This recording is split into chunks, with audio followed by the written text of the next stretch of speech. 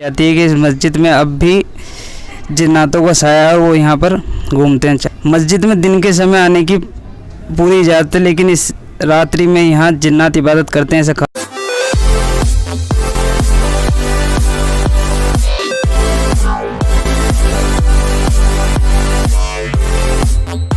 Friends, आज हम आए हैं दिल्ली की जमाली कमाली की दरगाह पे। तो आओ चलते हैं अंदर और आपको इस दरगाह के बारे में और इसकी हिस्ट्री के बारे में बताते हैं। तो ये हमारा नया चैनल है जर्नी विद जलाल से, इसे सब्सक्राइब करें और शेयर करें। इस पे इसी तरह की हिस्टोरिकल वीडियो आया करेगी। तो देखिए, यहाँ पर मस्जिद में घुसते ही सबसे पहले आपको जमाली कमाली के बारे में यहाँ कुछ लिख रहा है और इस मस्जिद के बारे में बताया गया है। अब हम मस्जिद की तरफ चलते हैं, अंदर जाके देखते हैं कि इसकी बनावट किस तरह की है। मैं आपको बता दूं, जमाली कमाली ये दोनों लोधी और बाबर के टाइम के बहुत बड़े सूफी संत और कवि रह चुके हैं।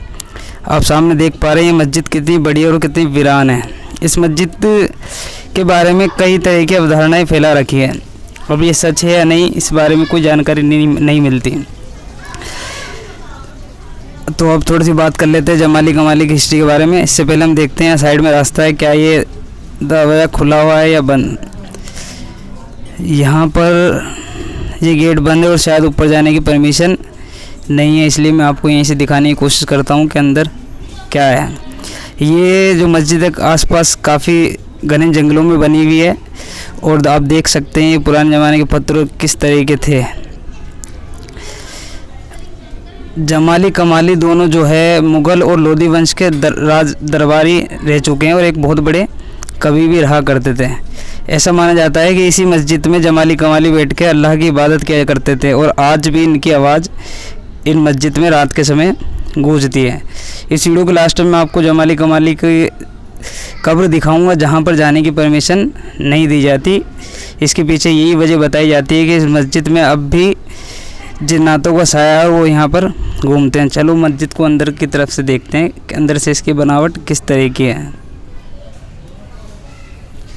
यहाँ काफ़ी अंधेरा है, जिस वजह से हमें कुछ दिखाई नहीं दे रहा, और क्योंकि यहाँ पर वीडियो शूट करने की परमिशन नहीं है, हम चोरी छुपे शूट कर रहे हैं, तो इसलिए हम फ्लैश लाइट भी नहीं जला सकते।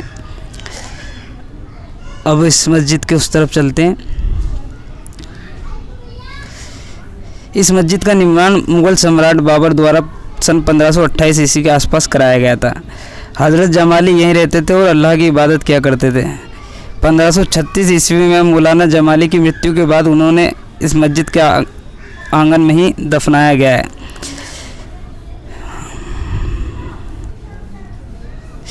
इसी वजह से ये स्थान जो है जमाली कमाली की मस्जिद के नाम से काफ़ी फेमस है।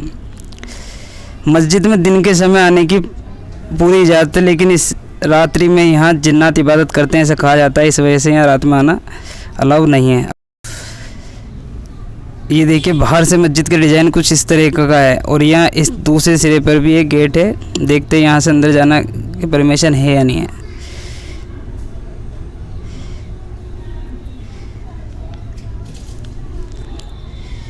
यहाँ पर काफ़ी अंधेरा है, ऊपर की तरफ चल के देखते हैं, शायद कुछ सुरंग या कोई रास्ता दिख रहा है यहाँ से।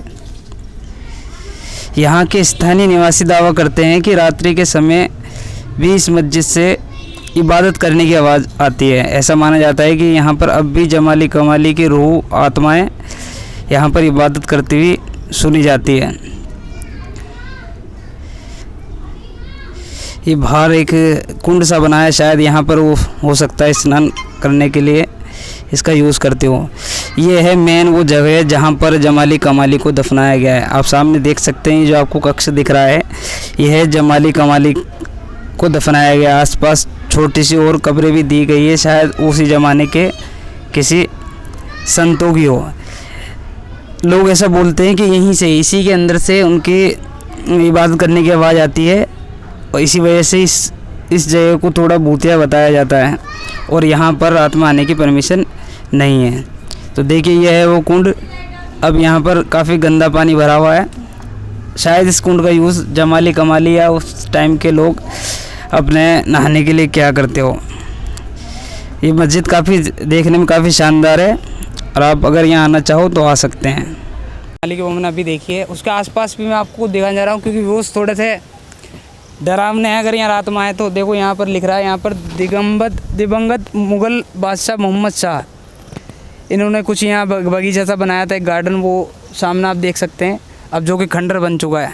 अब मैं आपको पहले ये मोहम्मद शाह के बारे में बताना चाहूँगा। ये बलबन का पुत्र था, मंगोलों द्वारा मारा गया था। उस टाइम पे मंगोल लगातार सिंध पर यानी हिंदुस्तान पर आक्रमण कर रहे थे, तो मोहम्मद शाह जो है मंगोलों के द्वारा मारा जा चुका था। इनकी कब्र पे अभी हम जा सकते हैं, हालांकि हमें कहीं रास्ता जाने का दिख नहीं रहा, वरना जो इनकी कब्र का इतिहास है, जो उससे वहाँ से जुड़े रहस्य है, वो आपको हम इस वीडियो में दिखाने की पूरी कोशिश करेंगे। अगर हम नहीं जा पाते तो हम दोबारा ज़रूर आएंगे इनकी कब्र के व्लॉग बनाने के लिए। हो सकता है आगे आने वाले पार्ट में आपको मोहम्मद शाह और बलबन का व्लॉग देखने को मिलेगा।